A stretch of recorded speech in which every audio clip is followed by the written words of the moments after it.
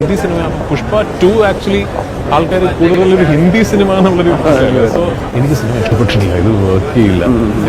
നമസ്കാരം. ഇന്ത്യയിൽ ഒന്നാകെ പ്രദർശന വിജയം നേടി മുന്നോട്ട് പോയിക്കൊണ്ടിരിക്കുന്ന ഗംഭീര വിജയം ആഘോഷിച്ചു കൊണ്ടിരിക്കുന്ന ഏതാണ്ട് 800 കോടി ക്ലബിൽ ഇടം നേടിയിരിക്കുന്ന അല്ലു അർജുൻ്റെ പുഷ്പ 2 എന്ന സിനിമയെക്കുറിച്ചാണ് ഇപ്പോൾ കേരളത്തിലെമ്പാടും ചർച്ചാ വിഷയം. കേരളത്തിൽ മാത്രമല്ല, തെന്നിന്ത്യയിലാകെ തന്നെ അല്ലു അർജുൻ്റെ ഈ സിനിമ തരംഗമായി മാറിക്കൊണ്ടിരിക്കുന്നു. ലോകത്താകമാനം തന്നെ ഇന്ത്യൻ സിനിമയെ എത്തിക്കുന്നതിൽ ഇത്തരം സിനിമകൾക്ക് നിർണായകമായ പങ്ക് വഹിക്കാൻ സാധിച്ചിട്ടുണ്ട്.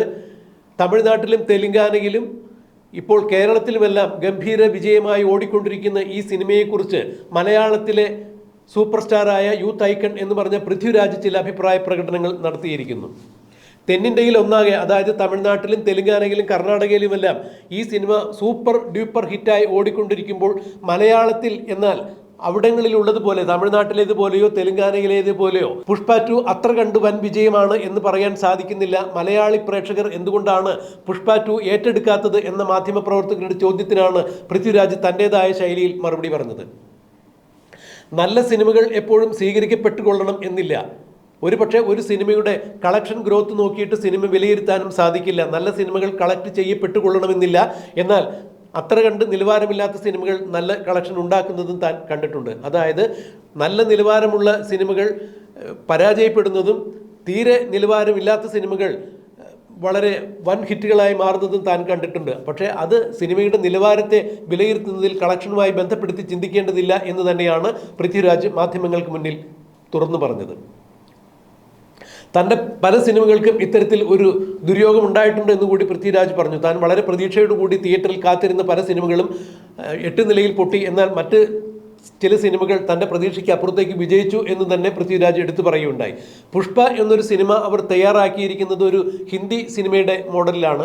മലയാള സിനിമയ്ക്ക് മലയാള സിനിമയുടേതായ ചില രുചികളുണ്ട്, മലയാള പ്രേക്ഷകർക്കും അത്തരം ചില അഭിരുചികളുണ്ട്. ഒരുപക്ഷെ അങ്ങനെയുള്ള അഭിരുചികളുമായി പൊരുത്തപ്പെടാത്തത് കൊണ്ടായിരിക്കാം മറ്റു സംസ്ഥാനങ്ങളിൽ പുഷ്പ 2 വിജയിച്ചതുപോലെ മലയാളത്തിൽ വിജയിക്കാത്തത് എന്നാവാം എന്ന് തന്നെയാണ് പൃഥ്വിരാജ് തുറന്നു പറഞ്ഞത്.